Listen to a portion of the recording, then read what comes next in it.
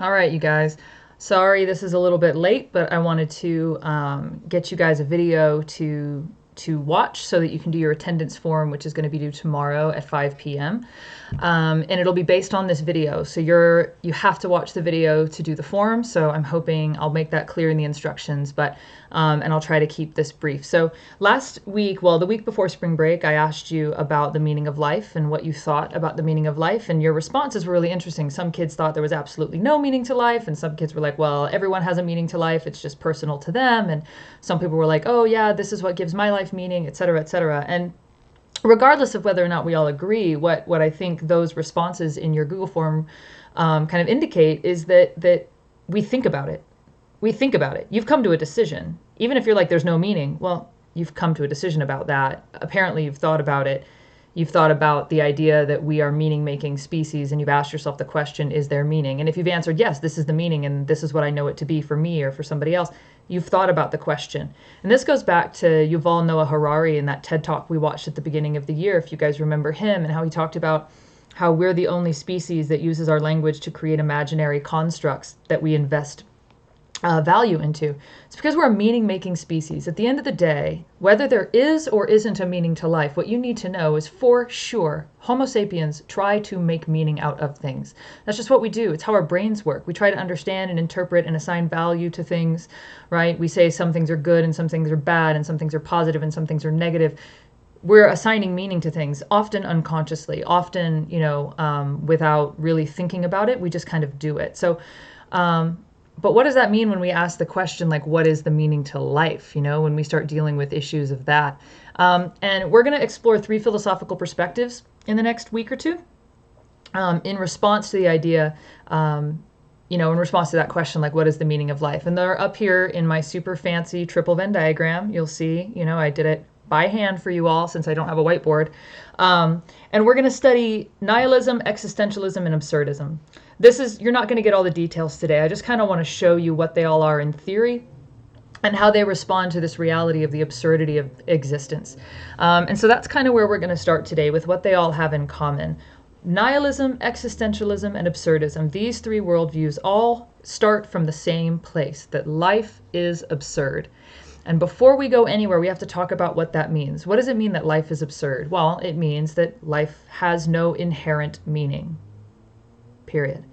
Life has no meaning. There is no ultimate purpose. There is no God out there assigning to us what it is that we are and are not supposed to do. We were not put here on earth to achieve some sort of particular purpose.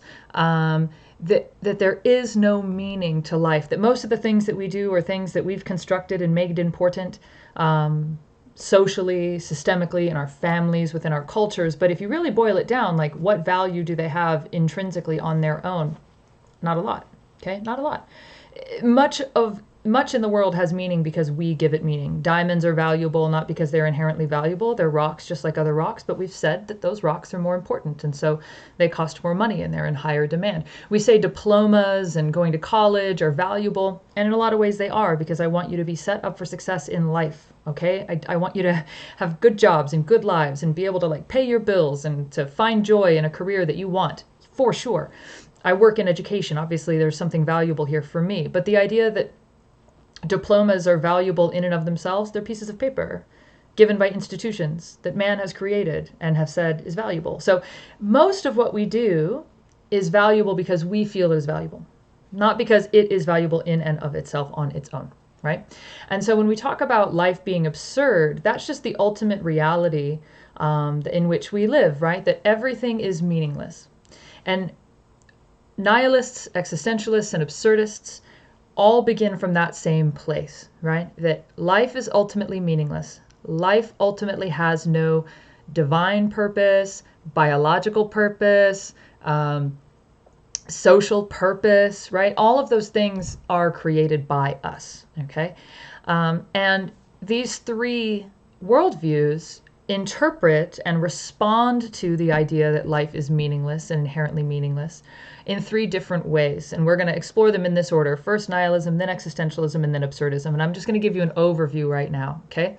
Nihilism is the school of thought that just kind of accepts that life is absurd and meaningless. Thus, any value you have, belief, any knowledge that you have, none of it means anything, okay? So if life is absurd, then everything is meaningless. Morality, meaningless. Religion, meaningless. The purpose of your life, meaningless. Your education, meaningless. The love that you feel, meaningless. All of it is meaningless. Nihilists are not people you want to have at a party. They're not fun, okay? It's like, they just really believe in the intrinsic meaninglessness of life, and therefore we shouldn't be investing much stock in these illusions that we have created for ourselves. Now listen, there's a lot of technically right things that the nihilists say. We'll explore that a little bit. But at the end of the day, it's like, well, I still have a life to live, bro, and I want to enjoy it, right? And maybe that has to do with the illusions I create in my mind. I don't know. That's kind of where I'm at. Even though the nihilists are right in a lot of ways, I find it really like a joyless way to live, okay? So even if some things are true, I got to figure out how to live a life and enjoy the life that I'm living, okay? So that's nihilism, right? Everything is meaningless. Life is absurd. Let's face that bare bones reality. Let's not deviate from that. And then let's essentially deconstruct everything that we've put value into so that we can see how valueless it really is. Existentialists say we need to face that absurdity. Let's start there. That in the face of absurdity, we experience existential angst, which is a term a lot of people misuse. But existential angst doesn't just mean like you're having a panic attack. No, it doesn't mean that you're like stressed. It means that in the face of a meaningless existence, you realize your own meaninglessness. All right. In the face of an absurd reality, you recognize that nothing you do matters. That's big. That's when you stand, like intellectually, we probably know that, but when you feel that in your heart, because you are kids who work hard and try hard and do things and believe in stuff and invest in stuff and people and whatever, it's like, well, none of that means anything. Oh, that feels like a loss. That feels like floating in space. That feels like not being connected to anything. That feels like not knowing what the truth is. That's existential angst. All right. And that's way, way bigger than like, oh my gosh, I'm so stressed out, or I don't know what to do with my future. Okay. That's existential angst is really bigger. It's about existence, right? And so that's where we begin. So we feel that existential angst. And then what we have to do in the face of that is say, okay, there is no ultimate meaning to life. But what I can do is I can build meaning into my own life. I need to use my freedom to live as authentically as I possibly can and to avoid bad faith, which again, I'll talk about more next week. But bad faith is essentially like making choices because other people tell us those are the good choices to make. Bad faith is living in such a way that is inauthentic. It's the opposite of authenticity. So you can either live in authenticity or you can live in bad faith. It's one or the other, okay? And a lot of the choices, what an existentialist says is when you really come face to face with this idea of existential angst, you start to realize how many of your choices are made in bad faith. How many things you do because you think you're supposed to do them, or it'll get you success, or it'll please other people and you'll be validated in their eyes, et cetera, and none of that is authentic. All of that would be bad faith. And so we have to really, we make our own meaning, but the meaning we make has to be authentic for it to be valid. Okay, that's existentialism in summary. Then we have the absurdists. They also think that life is absurd. They also think that life is meaningless. And they argue that we must acknowledge the meaninglessness even in the face of our meaning-making tendencies. So it's almost like we have to constantly remind ourselves, hey, I'm going to want to make meaning. Stop that. There's no meaning to be made here. Interrupt it. Stop that thought process. Don't make meaning where there isn't meaning to be made. But human life is beautiful and joyful, and there's wonderful stuff about the human experience that we can very truly enjoy. All right? We can be in tune with that. And with anything else, okay, the stuff that maybe isn't as joyful in the human experience, because not every moment is happy. We're going to have sadness. We're going to have pain. We're going to have confusion and disorientation. We're going to experience loss. We're going to experience all that stuff. There's joy to be found even in that, or at the very least, beauty to be found even in that, or growth to be found even in that, right? What Albert Camus says that one must imagine Sisyphus happy, and we'll talk about the myth of Sisyphus later this week, okay? Or next week. So there's a lot to be enjoyed for an absurdist. There's a lot to be held even like reverentially in a way. It's not just like sex, drugs, rock and roll. It's not hedonism, but we have to consistently interrupt our propensity and our desire to make meaning. Just because we see a beautiful sunrise on a mountaintop, that doesn't mean anything beyond what it is, but we should enjoy it for what it is, and all the toil it took to get to the mountaintop as well.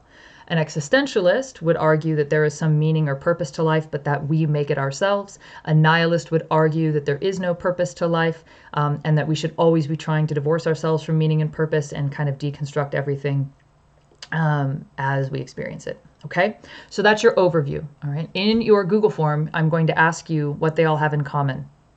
It's in the middle of the circles. Okay, that life is absurd, that life is meaningless. And then I'm going to ask you which of the three ideas right now you think you're most interested in. So you can change your mind later. You don't have to know everything about them. You don't have to do any extra research. But just kind of based on what I was saying, are there any that you were like, ooh, I like that one? I'm going to ask you why you like it. Okay? All right. Talk soon. Bye.